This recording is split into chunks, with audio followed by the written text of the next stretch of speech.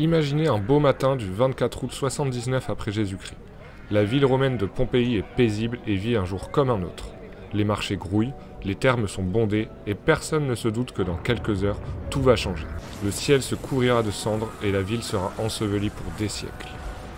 Bienvenue à tous sur l'antenne et aujourd'hui on se retrouve pour parler de l'éruption la plus célèbre de l'histoire, celle du Vésuve qui a détruit Pompéi en 79 après Jésus-Christ.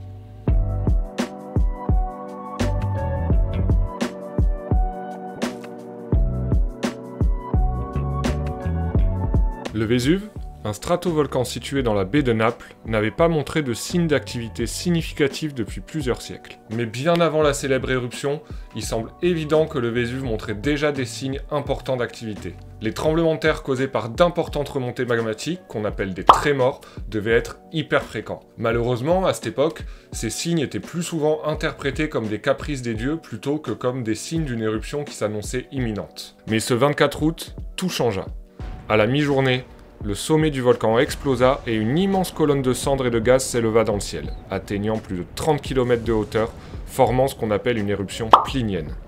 Ces éruptions, particulièrement violentes, sont caractérisées par des colonnes verticales gigantesques dues à la libération de gaz magmatique sous pression, entraînant une projection de cendres et de pierres vers le ciel.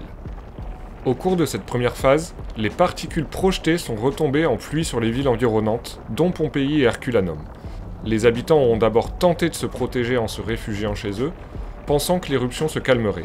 Mais au fil des heures, l'épaisseur de la couche des pierres ponces et de cendres s'est accumulée, atteignant plusieurs mètres, effondrant les toits et ensevelissant une bonne partie de la population sous les débris. Les survivants, effrayés, commencèrent à fuir. Mais pour beaucoup, il était déjà trop tard.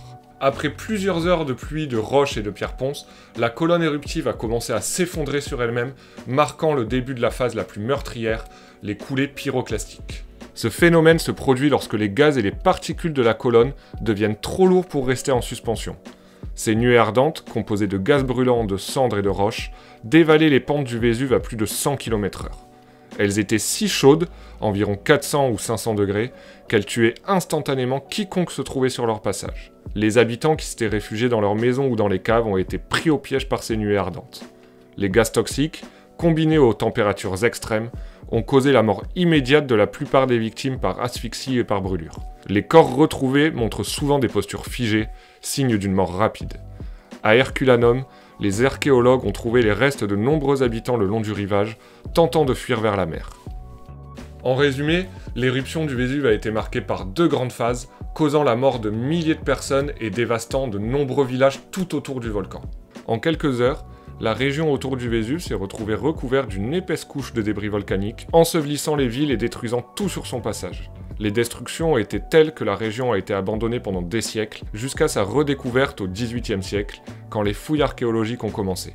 En conclusion, l'éruption du Vésuve en 79 aura tué des milliers d'habitants, détruit plusieurs villages et aura laissé un témoignage de la puissance des éruptions explosives et de ce que peut faire un volcan sur ses environs. Ce cataclysme a donc mis en lumière le pouvoir destructeur de ces volcans, mais a aussi permis de capter et de figer dans le temps des scènes de vie quotidiennes extrêmement bien conservées. Mais le Vésuve n'est pas qu'un volcan du passé.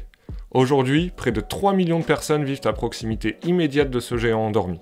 Bien qu'il soit sous surveillance constante, le Vésuve est l'un des volcans les plus dangereux de la planète. Les volcanologues savent qu'une nouvelle éruption finira par se produire, et tout l'enjeu est de pouvoir mettre à l'abri tous les nombreux habitants qui se trouvent à proximité, ce qui est vraiment un défi énorme. Le Vésuve fait donc évidemment l'objet de nombreuses campagnes de sensibilisation pour que les gens sachent comment se mettre à l'abri et pour aussi organiser des potentielles évacuations qui vont être extrêmement difficiles à mettre en place.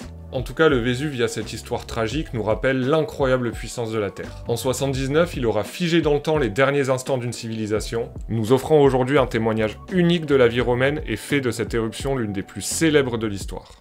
Alors que des millions de personnes vivent dans son ombre, le Vésuve nous pousse à nous poser une question essentielle: sommes-nous prêts à affronter une nouvelle éruption ? À Naples en tout cas, un autre volcan, ou plutôt supervolcan, menace la baie, mais ça je vous en parlerai dans une autre histoire d'éruption. En tout cas, j'espère que cette vidéo vous a plu.